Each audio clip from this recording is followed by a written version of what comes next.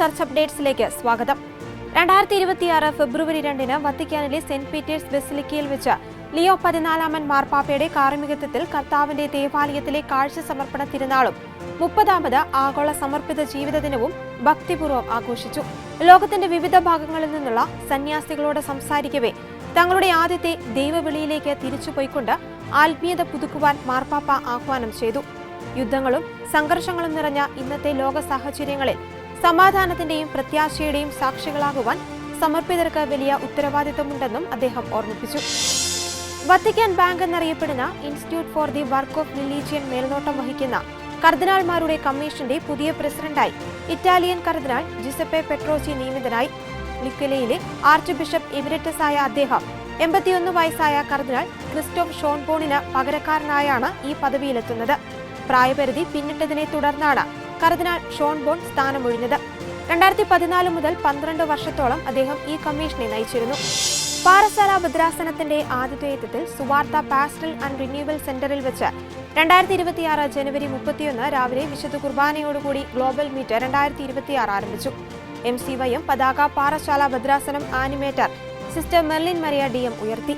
Global മീറ്റിന്റെ ഔദ്യോഗികമായ ഉദ്ഘാടനം മലങ്കര സുറിയാനി കത്തോലിക്ക സഭയുടെ കൂരിയ മെത്രാൻ അഭിവന്യ ഡോക്ടർ ആന്റണി മാർ സിൽവാനോസ് എപ്പിസ്കോപ്പ നിർവഹിച്ചു.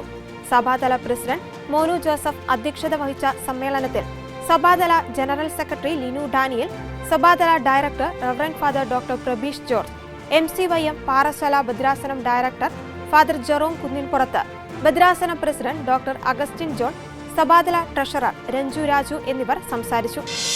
Temperance commission Pala രൂപതയുടെയും IHMM school of nursing മേരിഗിരിയുടെയും സംയുക്ത ആഭിമുഖ്യത്തിൽ സംഘടിപ്പിച്ച say no to drugs yes to life പരിപാടി ഉദ്ഘാടനം ചെയ്യുകയായിരുന്നു അദ്ദേഹം.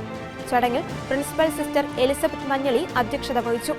മയക്കുമരുന്നുകൾ ഇൻജക്ട് ചെയ്യുവാൻ സിറിഞ്ചുകൾക്കായി ഇളം തലമുറയിൽപ്പെട്ടവർ മെഡിക്കൽ സ്റ്റോറുകളിൽ ഭയലേശമില്ലാതെ എത്തുന്നുണ്ടെന്നും അവരെ തിരിച്ചയക്കുവാൻ ബുദ്ധിമുട്ടാവുകയാണെന്നും മെഡിക്കൽ ഷോപ്പ് നടത്തിപ്പുകാർ പറയുന്നു. ജാഗ്രതയും നടപടികളും ഉണ്ടായില്ലെങ്കിൽ മാനസിക രോഗികളുടെ ഹബ്ബായി നമ്മുടെ നാട് മാറുമെന്ന് പ്രസാദ് കുരുവിള പറഞ്ഞു. Sabu Abraham, assistant administrator Jospin Mathew, Janice Mathew, Teresa Sebastian, Abeena Joseph എന്നിവർ ചടങ്ങിൽ സംസാരിച്ചു. സ്പെയിനിലെ കല്ലോസ ഡി സെഗുറയിൽ നിന്നും 8 വർഷങ്ങൾക്ക് മുമ്പ് നീക്കം ചെയ്യപ്പെട്ട ചരിത്രപ്രസിദ്ധമായ കുരിശ് വീണ്ടും സ്ഥാപിച്ചു. 2018 ചരിത്രസ്മരണ നിയമം നടപ്പിലാക്കുന്നതിന്റെ ഭാഗമായി അന്നത്തെ നഗരസഭ പള്ളിമുറ്റത്ത് നിന്ന് ഈ കുരിശ് ബലം പ്രയോഗിച്ച് നീക്കം ചെയ്തിരുന്നു. എന്നാൽ വിശ്വാസികളുടെ നിരന്തരമായ നിയമ പോരാട്ടങ്ങൾക്കും പ്രതിഷേധങ്ങൾക്കും ഒടുവിൽ സാൻ മാർട്ടിൻ പള്ളിക്ക് സമീപമുള്ള ഒരു സ്വകാര്യ ഭൂമിയിൽ ഈ കുരിശിപ്പോൾ പുനഃസ്ഥാപിക്കപ്പെട്ടിരിക്കുകയാണ്. സ്വകാര്യ ഉടമസ്ഥതയിലുള്ള ഭൂമി ആയതിനാൽ സർക്കാർ ഇടപെടലുകൾ തടയുവാൻ സാധിക്കുമെന്നത് വിശ്വാസികൾക്ക് ആശ്വാസമായി. നീതിക്കും മതസ്വാതന്ത്ര്യത്തിനുമുള്ള വിജയമായാണ് പ്രദേശവാസികൾ ഈ സംഭവത്തെ ആഘോഷിക്കുന്നത്. ഇതോടെ ചർച്ച് അപ്ഡേറ്റ്സ് പൂർണ്ണമാകുന്നു. നന്ദി.